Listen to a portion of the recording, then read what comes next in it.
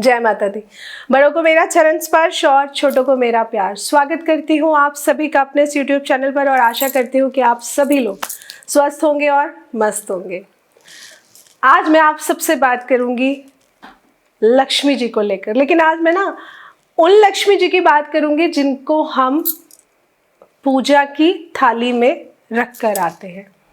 यानी कि आज मैं आप सभी से बात करूँगी कि पूजा की थाली में हम पैसे क्यों रखते हैं, इसके पीछे की मान्यता क्या है और इसके पीछे का महत्व क्या है।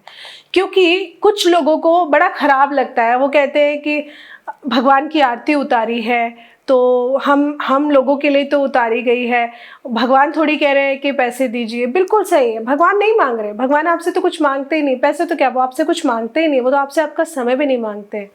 वो तो आपको, हमें ज़रूरत है कि हम अपने बिजी टाइम में से थोड़ा सा समय निकाल कर भगवान का पूजन करें, पाठ करें, क्योंकि उससे ना हमारे मन की शुद्धि होती है। हमारी ज़िंदगी में जो बड़ी बड़ी परेशानियां आने वाली होती है, जो हमें नहीं नज़र आती, जो हमारे प्रभु को पहले नज़र आती हैं, वो उसको दूर ज़रूर करते हैं। हमारे हिंदू धर्म में ना पूजा पाठ का बहुत विशेष महत्व है और किसी भी पूजा अनुष्ठान के बाद आरती करने की बहुत अच्छी परंपरा भी है। घर हो या मंदिर, जहाँ भगवान की प्रतिमा स्थापित होती है वहाँ आरती ज़रूर की जाती है। आपने देखा होगा कि आरती के बाद आरती की थाली में पूजा में उपस्थित सभी लोगों को जब हम आरती देते हैं तो आरती लेने के बाद सभी कुछ ना कुछ रुपए पैसे आरती की थाली में ज़रूर रखते हैं। हमारे बड़े बुजुर्ग भी हमेशा यही करते आ रहे हैं, हमने भी ये चीज़ देखी है तो हमने भी ये चीज़ आगे करी है। आरती कभी भी, कहा जाता है ऐसा कि खाली हाथ नहीं लेनी चाहिए, अच्छा नहीं माना जाता। इसी चीज़ के लिए लोग बोलते हैं कि ज़रूरी थोड़ी है, भगवान ने थोड़ी कहा है। हाँ बिल्कुल, भगवान ने नहीं कहा है, बिल्कुल सही कहा आप लोगों ने। आरती लेने के बाद थाली में कुछ पैसे ज़रूर रखने चाहिए। आपने खुद भी कई बार आरती लेने के बाद थाली में पैसे रखे होंगे, क्योंकि हम अपने बड़े बुजुर्गों को ऐसा करता हुआ देखते आ रहे हैं। लेकिन आज मैं आप सबको बताऊंगी, या फिर मैं कहूँ कि आप जानते हैं कि इसका कारण क्या है, कि आखिर क्यों आरती की थाली में पैसे रखे जाते हैं। इसके एक नहीं बल्कि 3 मुख्य कारण हैं और ये तीनों मुख्य कारण बहुत ही ज़्यादा ज़रूरी भी है। इसीलिए मैंने सोचा आज मैं कुछ ऐसे समझदार लोगों को थोड़ा सा ज्ञान दे दूं। हालांकि मैं तो नहीं कहूँगी मेरे पास बहुत ज़्यादा ज्ञान है, माता रानी की कृपा से जितनी बुद्धि है, जितनी सद्बुद्धि है, वो मैं जितना उसको यूज़ कर सकती हूँ उसको यूज़ करने का काम करती हूँ। लेकिन जो मेरे से ज़्यादा ज्ञानी लोग हैं, जिन्हें लगता है जो मेरे से ज़्यादा ज्ञानी है, जिनके अंदर मेरे से ज़्यादा ज्ञान है ना, तो उनके सवालों की वजह से आज मैं बताऊँगी कि वो कौन से 3 कारण हैं जिसकी वजह से, मतलब जिसकी वजह से हम लोग पूजा की थाली में या आरती की थाली में हम लोग रुपए पैसे चढ़ाते हैं। तो सबसे पहला कारण क्या है, देखिए, सबसे पहला कारण ये है कि हमारे श्रीमद् भगवत गीता में एक बहुत ही प्यारा सा श्लोक है, संस्कृत का श्लोक है। मुझे याद है पर बहुत थोड़ा सा याद है, तो अगर इसे बोलने में गलती हो जाए ना तो आप लोग जो इस श्लोक को बहुत अच्छे से जानते हैं, जिनको कंठस्थ याद है, तो मुझे माफ़ करना। इसका हिंदी वाला मुझे पूरा याद है, कोशिश करती हूँ एक बार मैं। आई थिंक श्लोक कुछ इस तरह है, दातव्यमिति यद्यानम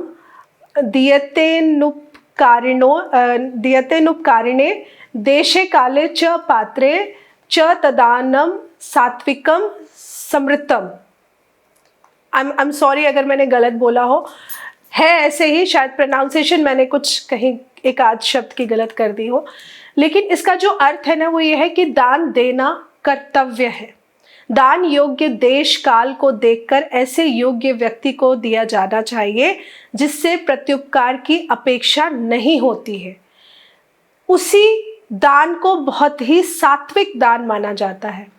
अब आपको कोई चीज़ दान करने को बोली, आपने बोला अच्छा दान देना है, चलो हम अपने रिश्तेदारों को दे देते हैं, गिफ्ट भी हो गया दान भी हो गया। नहीं, ये गलत है।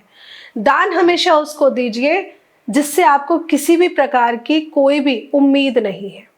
हमारे हिंदू धर्म में दान की परंपरा बहुत सदियों से चली आ रही है, लेकिन दान हमेशा योग्य या सत्पात्र को ही दिया जाना चाहिए।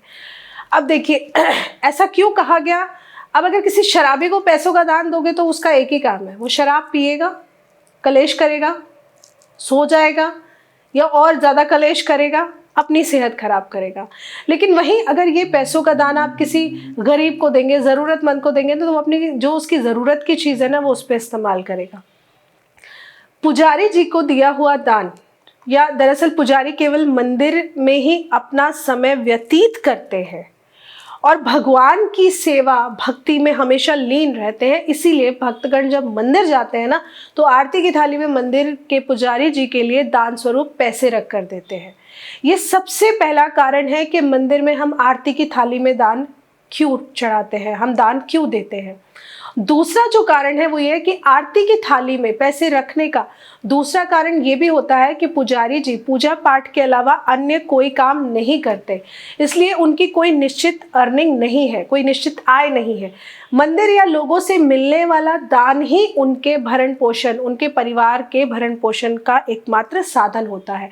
इसीलिए पुराने समय में मंदिर में आरती की थाली में दान स्वरूप पैसे रखने की परंपरा बनाई गई थी, जिससे कि पुजारी को उसके परिवार का भरण पोषण हो सके और मंदिर की व्यवस्था भी ठीक चल सके। ये परंपरा आज भी चली आ रही है, बहुत पुरानी परंपरा है, लेकिन आज भी ऐसा होता है।